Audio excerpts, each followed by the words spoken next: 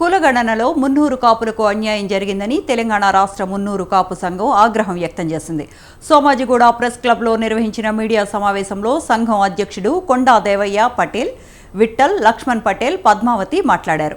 తెలంగాణలో మున్నూరు కాపులు 13 లక్షలే ఉన్నారని చెప్పటం విడ్డూరమన్నారు. ఇద్దరు రెడ్డి మంత్రులు, ఓ బీసీ మంత్రి కలిసి కుట్రతో ఇలా చేశారని అనుమానాలు వ్యక్తం చేశారు. రేవంత్ రెడ్డి నేతృత్వంలోని ప్రభుత్వం వెంటనే రీసర్వే చేసి తమ సామాజిక వర్గం లెక్కలు పక్కాగా ప్రకటించాలని డిమాండ్ చేశారు. ఈ నెల 15న అన్ని జిల్లా కార్యాలయాల్లో వినతి పత్రాలు ఇస్తామని చెప్పారు.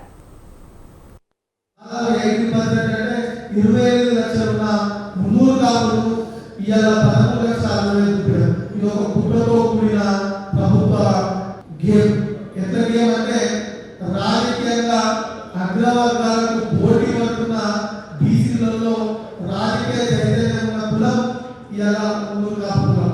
ఇలా రిజర్వేషన్ 45% బీసీలకు ఇస్తే బీసీలలో తెలంగాణ రాష్ట్రంలో సర్పంచ్లుగా, ఎంపీటీసీగా, కౌన్సిలర్గా, కార్పొరేటర్లుగా, స్థానిక సంస్థలో మెజారిటీ గెలిచేది కూడా మున్నూరు కాపులే. కాబట్టి దాని కుట్రలో భాగంగా ఈరోజు మాకు ఎంత అన్యాయం జరుగుతుంది. ఈరోజు 40 లక్షల మంది ఉండి 13 లక్షల మంది మున్నూరు కాపులందరినీ ఈరోజు చంపేస్తున్నారు ఈ రాష్ట్ర ప్రభుత్వం. ఈరోజు అయితే మేము ఈరోజు రాజ్యాధికారంలో 43 మంది రెడ్డిలు ఉన్నారు, మీరు ముఖ్యమంత్రులు ఉన్నారు, ప్రతి ఒక్క మంత్రులు ఉన్నారు. ఈరోజు మున్నూరు కాపులకు ఈ తెలంగాణ రాష్ట్ర ప్రభుత్వంలో ఈరోజు ఏముంది?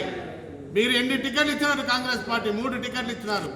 దానిలో పర్సెంటేజ్ ప్రకారంగా మీరు ఏదైతే మాకు ఈ తెలంగాణ రాష్ట్రంలో 4 కోట్ల మందిలో 3% చూపించినప్పుడు మీ కుట్ర అన్నది అప్పుడే మీరు తెలంగాణ రాష్ట్రం అప్పుడే ఈ అసెంబ్లీ ఎన్నికల్లో బయటపడ్డది. 3%, 3 టికెట్లు ఇచ్చి ఇద్దరం గెలిపించుకున్నాము.